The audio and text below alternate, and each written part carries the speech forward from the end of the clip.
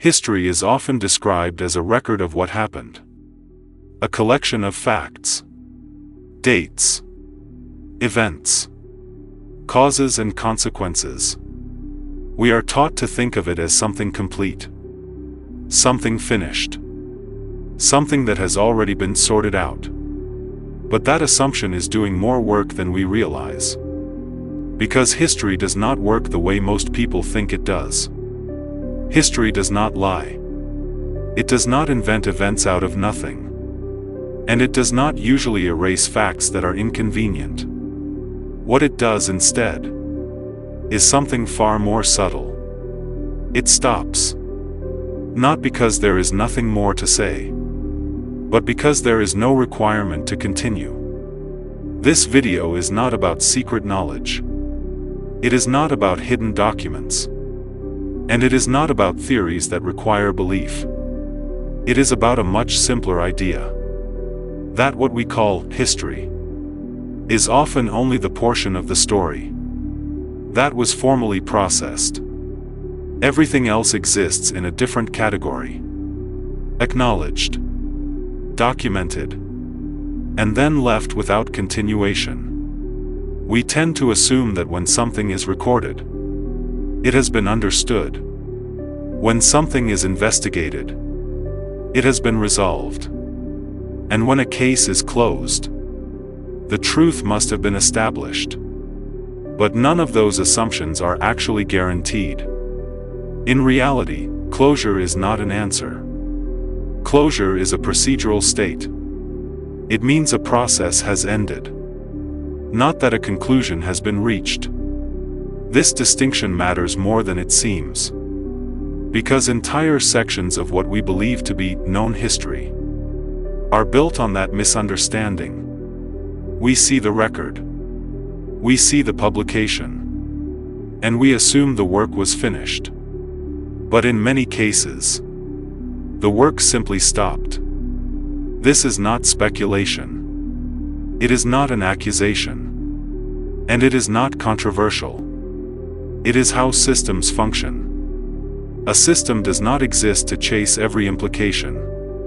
It exists to complete defined tasks.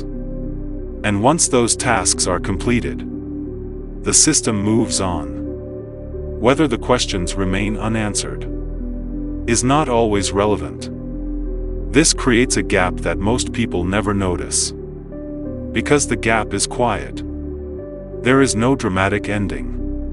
No announcement that something was left unresolved. No warning label that says, "Further explanation not required." Instead, there is a report, a publication, a formal conclusion, and the assumption fills in the rest. We assume that if the system stopped, it must have reached the end. But systems do not stop at truth. They stop at boundaries. This is the core idea of this entire video. Not that history is wrong, but that it is incomplete by design. And that incompleteness is not a failure. It is a feature. To understand this, we need to let go of a very common belief. The belief that history is a linear progression of understanding. We imagine knowledge moving forward in a straight line. Small beginnings, gradual improvement, increasing complexity, mistakes corrected, questions answered, gaps filled. But real history does not behave this way. It advances. It stalls. It fragments. And sometimes, it simply resets. Entire bodies of knowledge have disappeared before. Not metaphorically. Literally. Languages have vanished. Writing systems have vanished.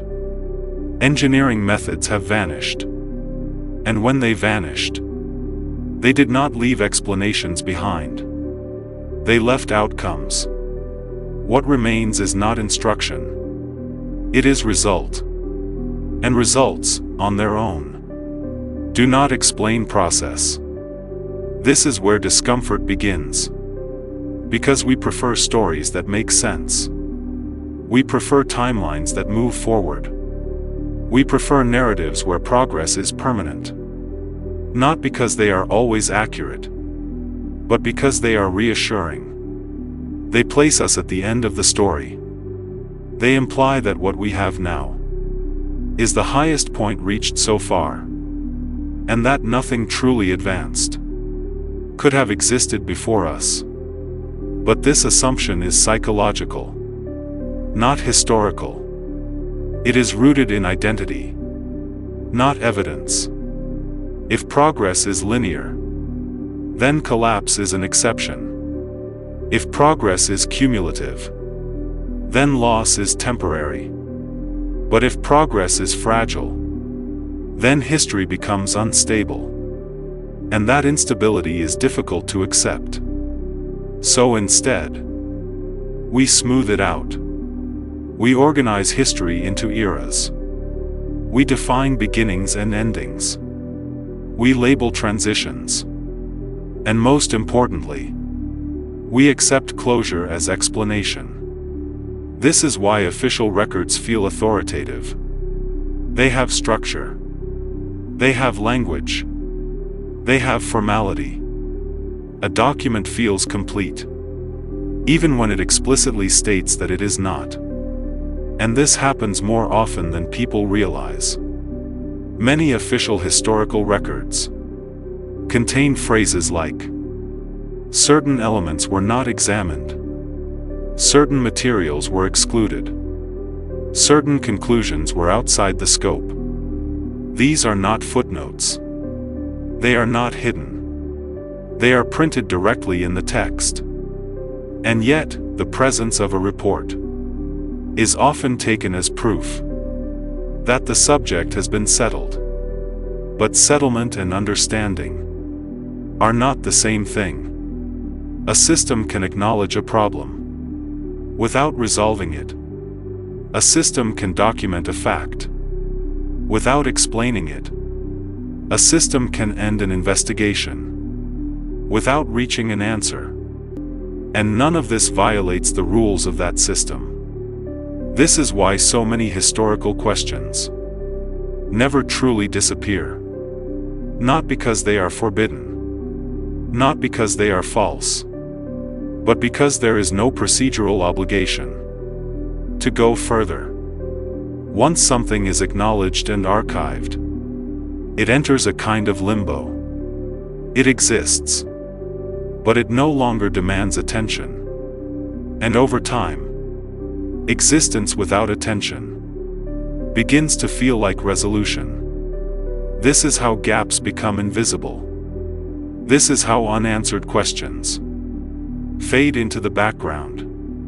And this is how we end up believing that what we know is the full story, even when it is not. This video is about that gap. The space between what is recorded and what is explained. Between what is acknowledged and what is pursued. Between closure and understanding. We will not be focusing on a single event, or a single place, or a single time period. Instead, we will look at a pattern. A pattern that repeats across centuries, across institutions, across cultures. A pattern where facts remain, documents exist, and questions are left untouched. Not because they were answered, but because they were never required to be. By the end of this video, the goal is not to replace one narrative with another. It is to recognize that the narrative we inherited may only represent the portion of history that systems were able or willing to process. What comes next is not a revelation. It is a recognition that the history you think you know may not be wrong, but it may only be half the story. There is a reason the idea of linear history feels so natural. It feels intuitive. It feels logical. And most importantly, It feels safe. We are taught to imagine history as a straight line. A beginning, a middle, an end. Small steps leading to bigger ones. Simple tools becoming complex systems. Trial and error slowly producing mastery. This model is everywhere. In textbooks. In museums. In documentaries. In school curricula.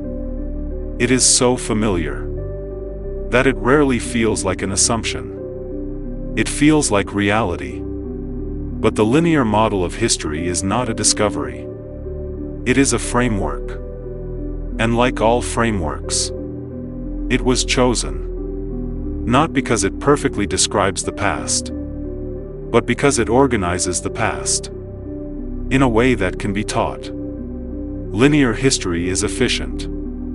It turns chaos into sequence. It turns fragments into progress.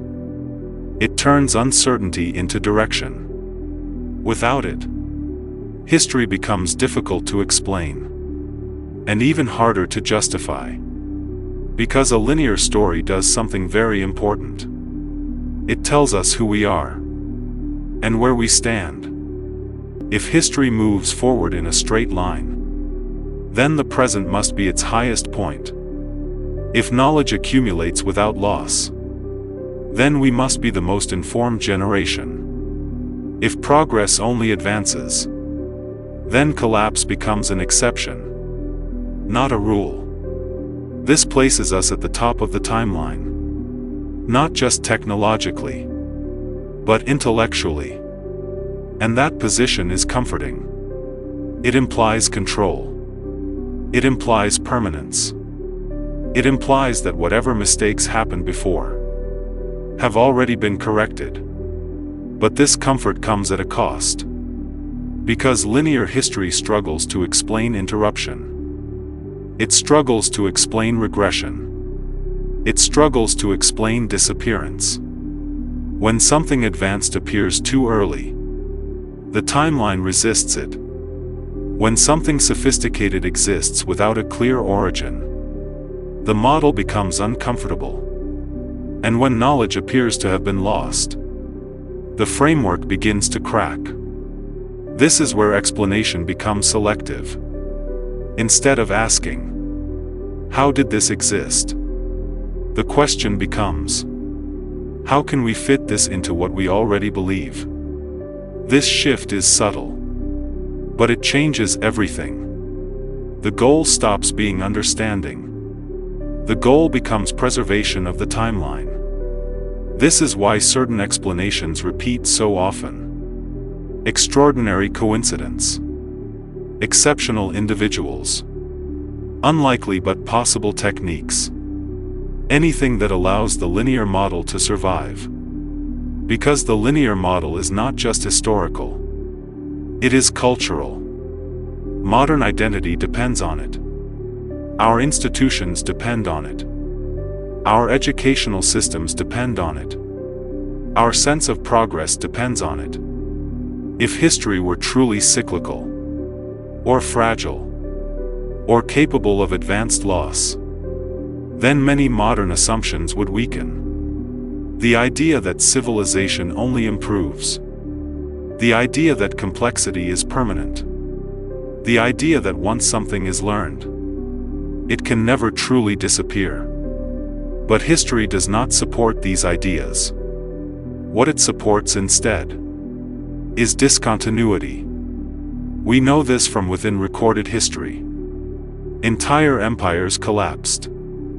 Administrative systems vanished. Engineering knowledge faded. Not slowly. Not gradually.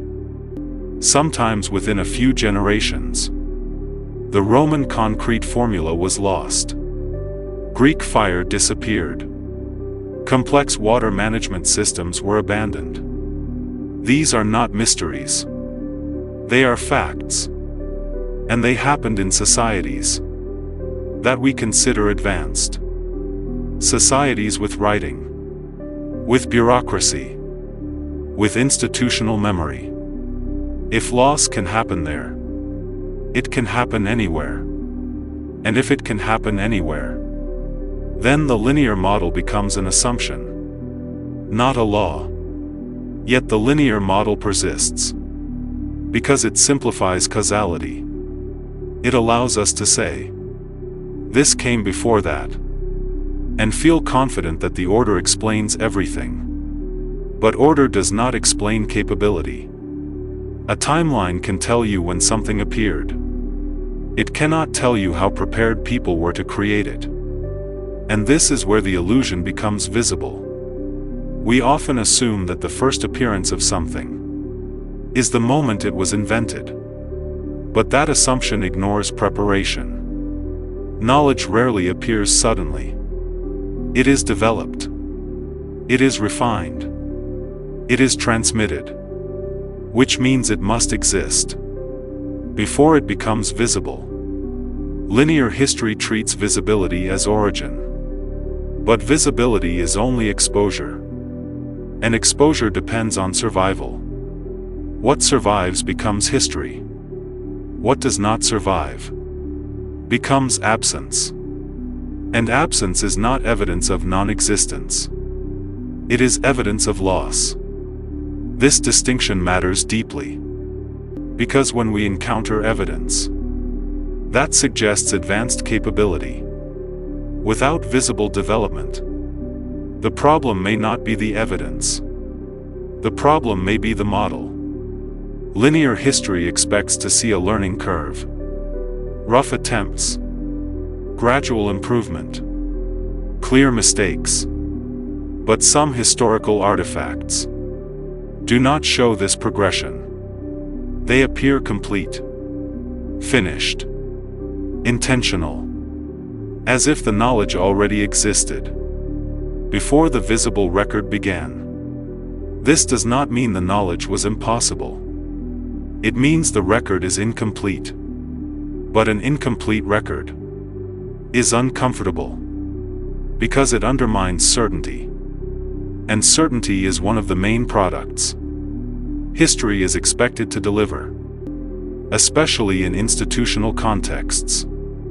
Education systems are not designed to teach uncertainty. They are designed to teach structure. Museums are not built to display gaps. They are built to display narratives. And narratives require continuity. This is why anomalies are treated carefully. They are acknowledged, but isolated. They are categorized, but not integrated. They are allowed to exist as exceptions, because exceptions do not threaten the rule. They protect it. As long as anomalies remain rare, the linear story remains intact. But when anomalies begin to cluster, the story weakens. And this is where history becomes selective, not deceptive, not malicious. Selective. Certain questions are pursued. Others are noted and set aside. Certain lines of inquiry are funded. Others are deemed unnecessary.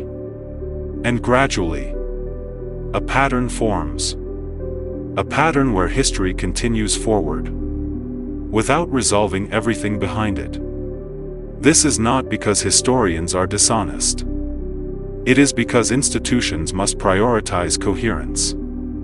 A fragmented past is difficult to manage. A nonlinear past is difficult to teach. And a past that suggests loss of advanced knowledge is difficult to reconcile with modern self-image. So the linear model remains, not because it is always correct, but because it works. It creates stability. It allows society to move forward without constantly questioning its foundation. But stability and completeness are not the same thing. And this is the tension that defines much of historical interpretation. The tension between what is known and what is convenient to explain, between what survives and what must have existed for it to survive at all. Understanding this tension is essential, because without it, we mistake structure for truth and continuity for certainty. In the next section, we will begin to examine what happens when the linear model encounters facts that cannot be easily absorbed. Not myths, not legends, but officially recorded events and findings that were acknowledged, documented, and then left without continuation. Not because they were solved, but because the system did not require them to be. This is where the illusion begins to break. Not with speculation, not with theories, but with records, official ones. Because there are moments in history where something is not debated, not denied, and not hidden. It is acknowledged. It is written down. It is archived. And then it stops. These are not fringe cases. They appear in government records, in commission reports, in institutional publications, and they all share the same structure. An event is recognized. Evidence is collected. Documentation is produced. And the investigation ends. Not because the questions were answered, but because the procedure was completed. This distinction is critical, because people assume that investigation exists to find truth. It does not. Investigation exists to fulfill mandate. A mandate defines scope. Scope defines limits. And limits decide how far reality is allowed to go. Once those limits are reached, the process ends. Even if the questions do not. This is not corruption. This is not conspiracy. This is compliance. And compliance is enough to close a case. Many official reports state this openly. You can read the language yourself. Phrases like, certain materials were not examined. Certain testimonies were excluded. Certain conclusions were outside the scope. These statements are not accusations. They are admissions, printed directly inside the final document. And yet the document is published, stamped, archived, and labeled complete. This creates a powerful illusion. The illusion that understanding was achieved. But understanding was never required. Only completion. This is how facts can exist without explanation. How inconsistencies can be acknowledged without resolution. And how history can move forward without looking back. When people hear that a case was officially closed, they assume closure equals clarity. But closure only means no further action is required. It does not mean nothing remains unexplained. It means the system has no obligation to continue. This happens more often than most people realize. Across different decades, different agencies, different countries, same pattern. A report is released years later, presented as transparency. But inside the report, it states plainly that critical elements were never analyzed. Why? Because the mandate did not allow it. Because resources were limited. Because priorities changed. Because responsibility ended. Not because answers were found. This creates a strange situation. Facts are public. Documents are accessible. Contradictions are admitted. And yet, nothing follows. No continuation. No escalation. No expansion of inquiry. The system does not deny the issue. It simply stops engaging with it. And over time, that silence becomes normalized. The public stops asking. Institutions stop revisiting. The record remains unchanged. And slowly, acknowledgement begins to feel like explanation. But they are not the same. A system can recognize a problem without solving it. A system can document an anomaly without pursuing its implications. And a system can legally end an investigation without reaching a conclusion. This is not failure. This is design. Systems are built to manage risk, not eliminate uncertainty. They are built to produce decisions, not exhaustive truth. Once a decision is made to stop, the remaining questions become irrelevant to the system. They still exist, but they no longer matter operationally. This is why unresolved facts persist. Not because they are suppressed, not because they are dangerous, but because they are inconvenient. They require resources. They require attention. They require expanded responsibility. And once responsibility ends, curiosity ends with it. This is how history accumulates gaps. Quietly. Without conflict. Without resistance. Without anyone having to lie. The record remains intact. The explanation does not. And because the record exists, most people assume the explanation must exist somewhere too. It does not.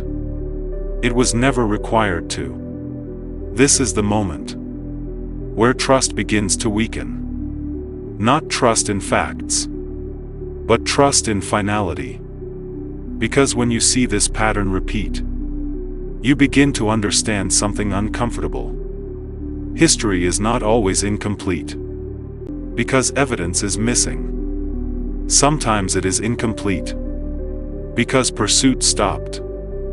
And stopping is easier than continuing, especially when continuation leads beyond institutional boundaries, beyond jurisdiction, beyond funding, beyond authority. Once a question crosses that line, it is no longer a historical issue. It becomes a structural one. And structural questions are the hardest to answer. So they are rarely asked. Instead, the system provides something else. Documentation. Documentation feels authoritative. It feels sufficient. It creates the impression that everything important has already been addressed. But documentation is not explanation. It is inventory. It tells you what exists, not what it means. This is why so many historical issues remain suspended, neither disproven nor resolved. They are not rejected. They are simply not pursued. And over time, non-pursuit becomes indistinguishable from resolution. This is how unanswered questions become background noise. This is how gaps become normal. And this is how history can be accurate and incomplete at the same time. In the next section, we will look at what happens when this pattern is not isolated, when it appears repeatedly across different eras, across different subjects, when the same ending appears again and again, not because of coincidence, but because the system was never designed to go any further. At some point, coincidence stops being a defense. One case can be ignored. Two can be dismissed. 3 can be rationalized. But when the same ending appears, again, and again, and again, it is no longer noise.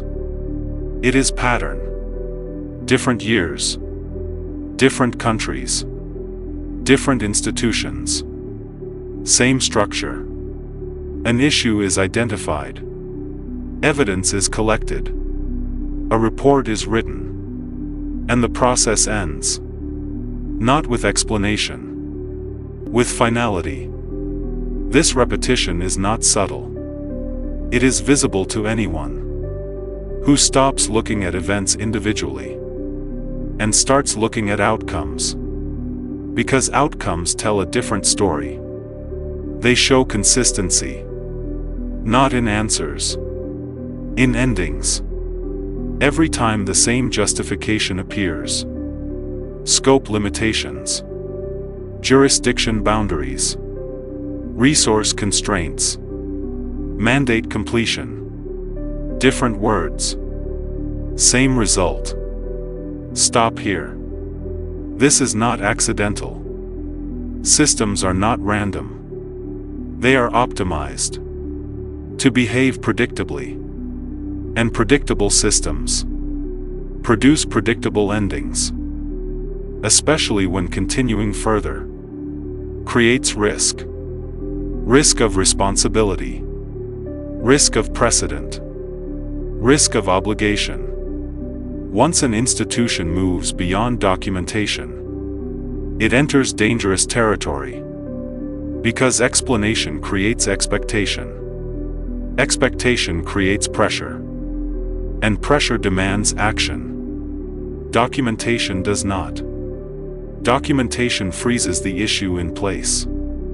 It acknowledges existence without demanding consequence. That is why documentation is favored. That is why reports are published instead of answers. And that is why history often feels complete, even when it is not. The pattern is simple. If something can be recorded without forcing action, it will be. If something requires escalation, it will be avoided. This is not failure. This is efficiency. Institutions exist to survive, not to chase every unresolved thread. And unresolved threads are expensive. They consume time. They consume attention. They expand liability. So they are managed, contained, archived, neutralized, not denied. Neutralization is quieter than denial. Denial invites opposition. Neutralization invites silence. Once something is neutralized, it stops being urgent. And urgency is the only thing that forces continuation. This is why so many historical issues fade without resolution. Not because they were disproven, but because they were stabilized. Stability is the goal, not truth. Truth is unpredictable. Truth opens doors that cannot be easily closed.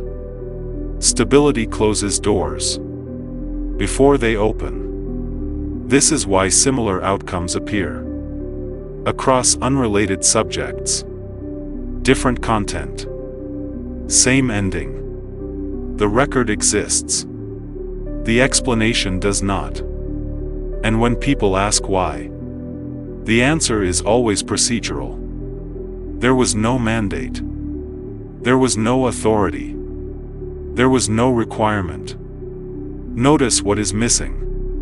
No one says the evidence was false. No one says the facts were invalid. No one says the issue was imaginary. They say it was complete. Completion replaces explanation.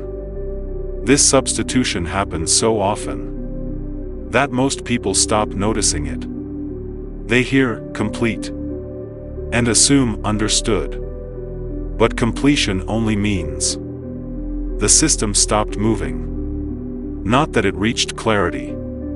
This is why unresolved history does not trigger alarms. The process ended legally, formally, correctly. There is nothing to investigate from the system's perspective, but from a human perspective, everything remains unresolved. This gap is where discomfort lives, because once you see the pattern, you cannot unsee it.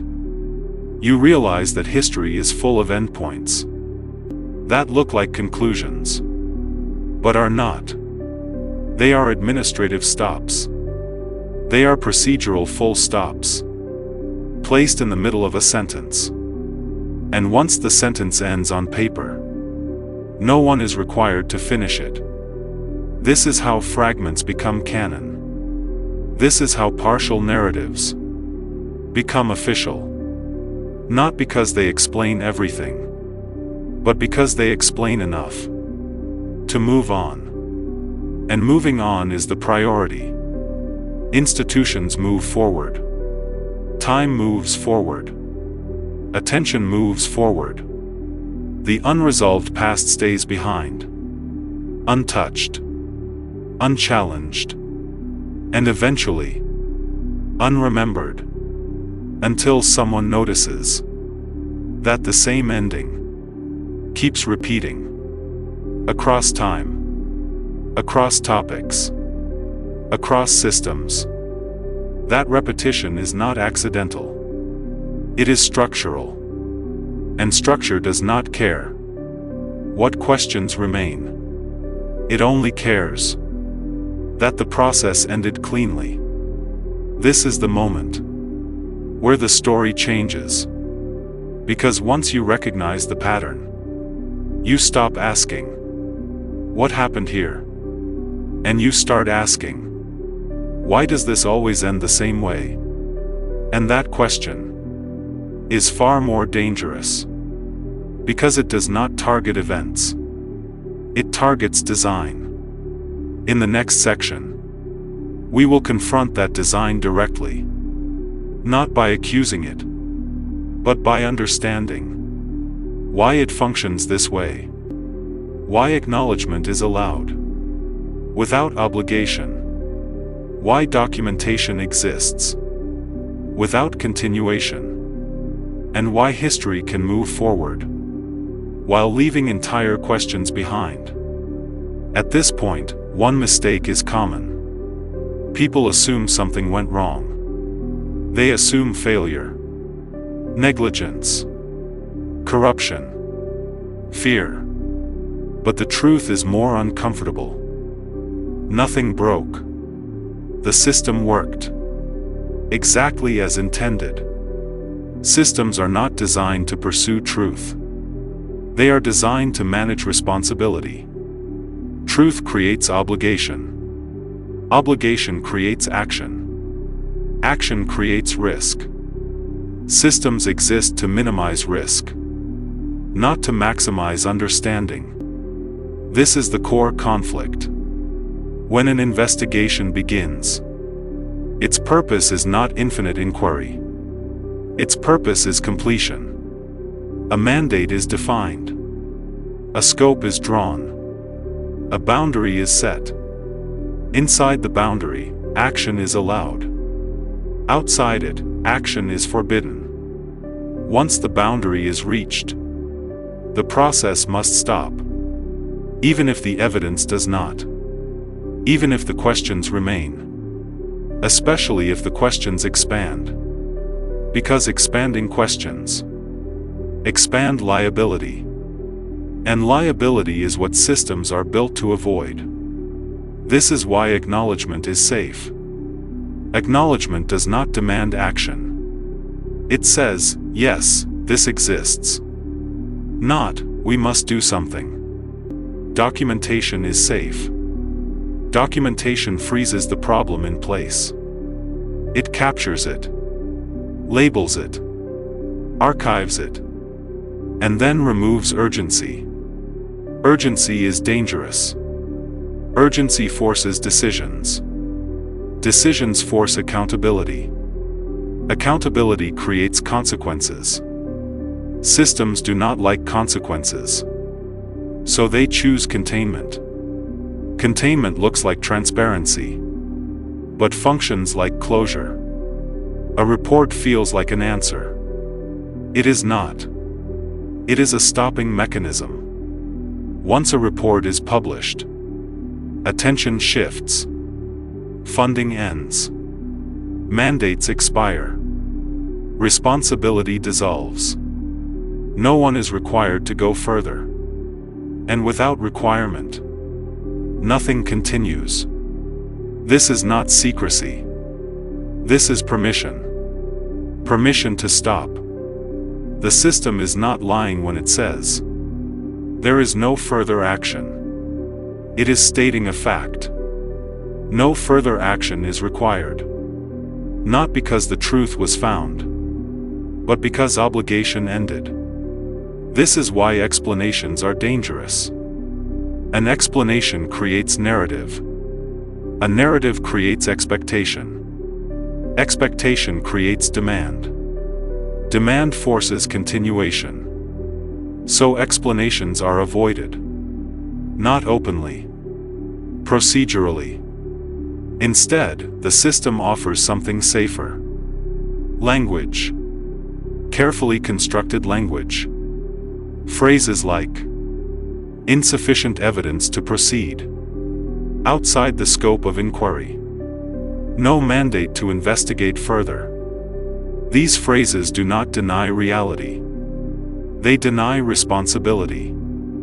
And responsibility is the line the system will not cross.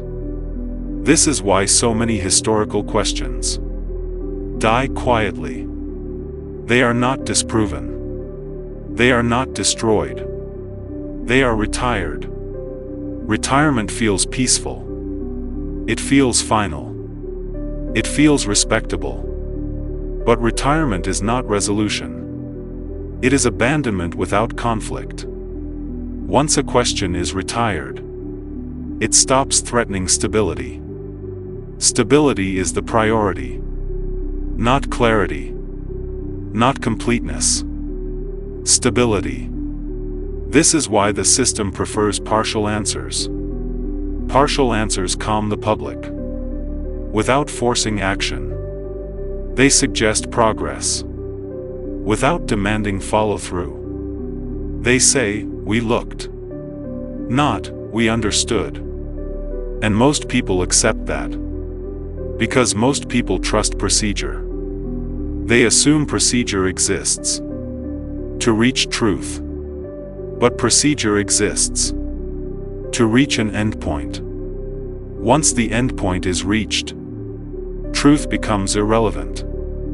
Not morally. Operationally. This is why history feels authoritative and hollow at the same time.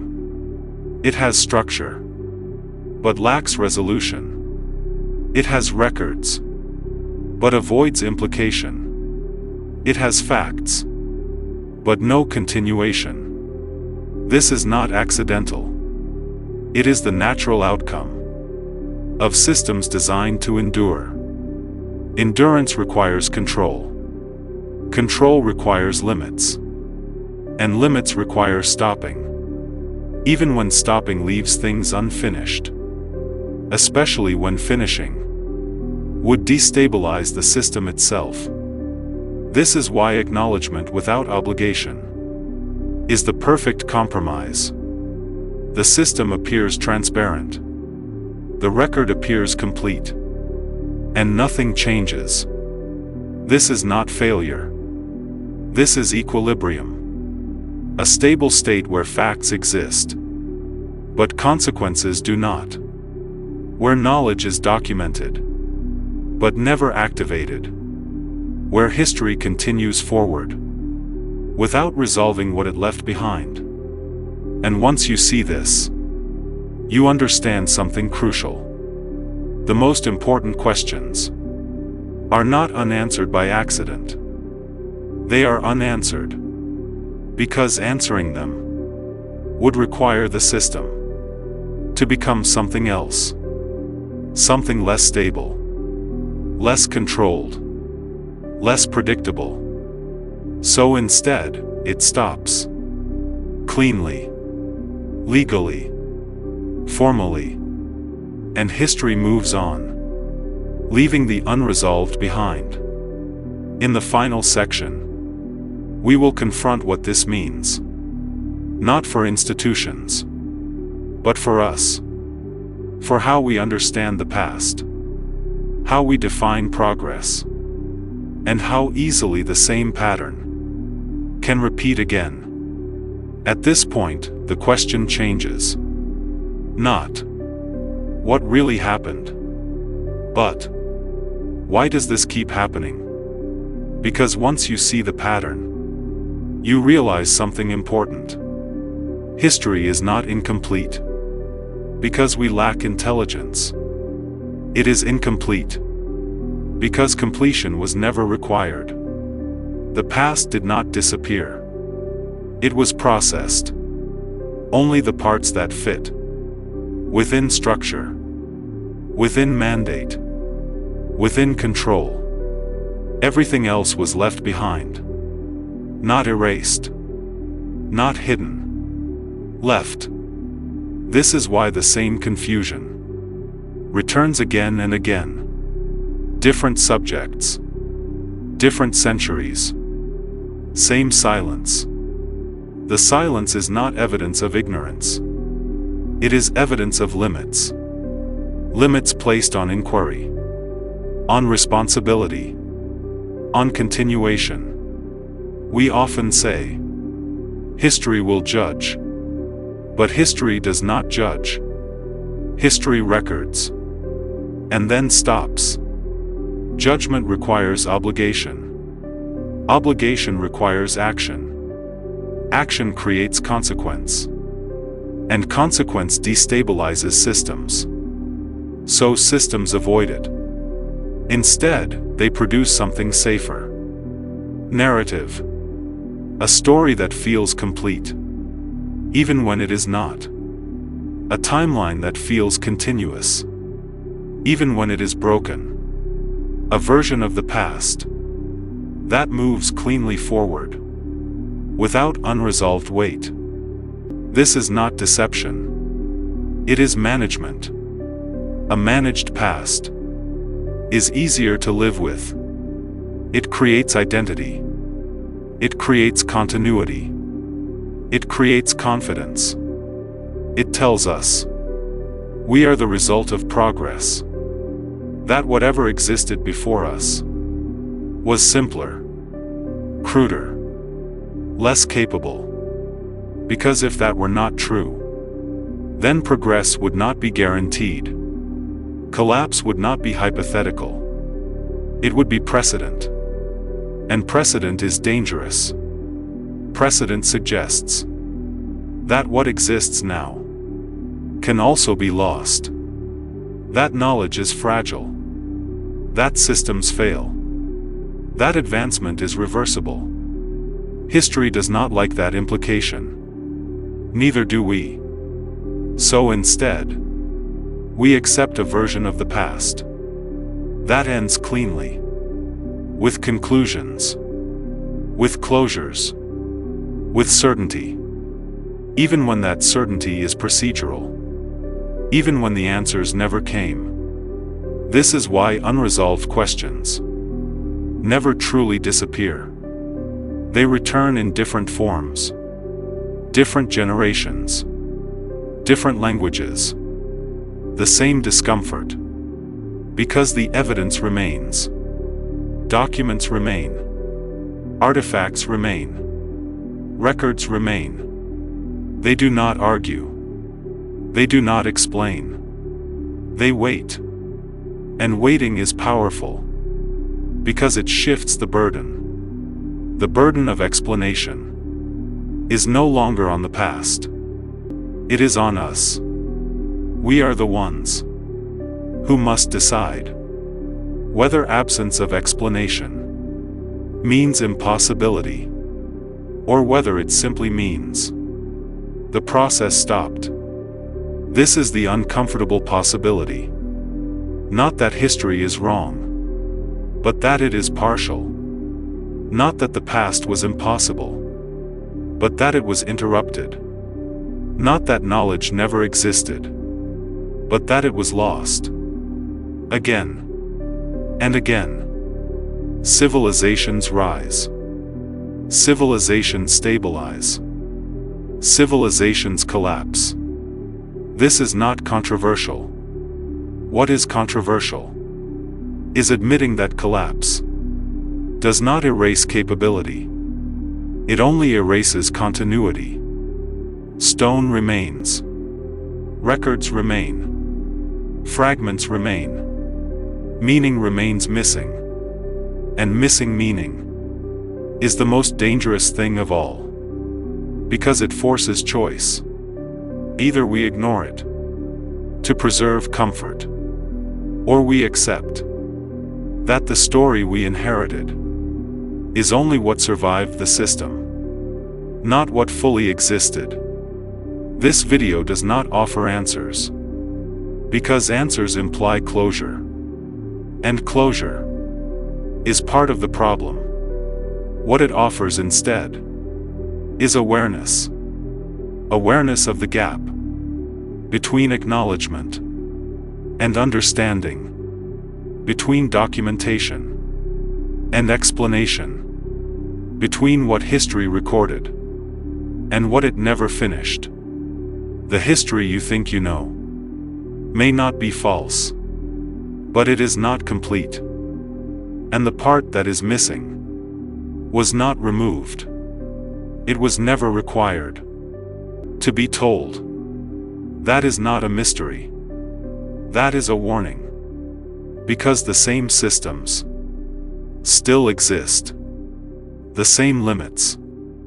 The same incentives. The same pressure to stop. And nothing guarantees that what we know today will survive tomorrow. History does not end. It pauses. And what comes after the pause depends on who is willing to continue, or whether anyone is required to.